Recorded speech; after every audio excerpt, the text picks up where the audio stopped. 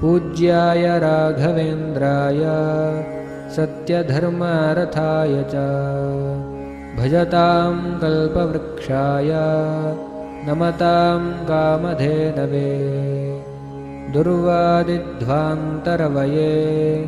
सज्जनेन्दीवरेन्दवे नमः श्रीराघवेन्द्रगुरवे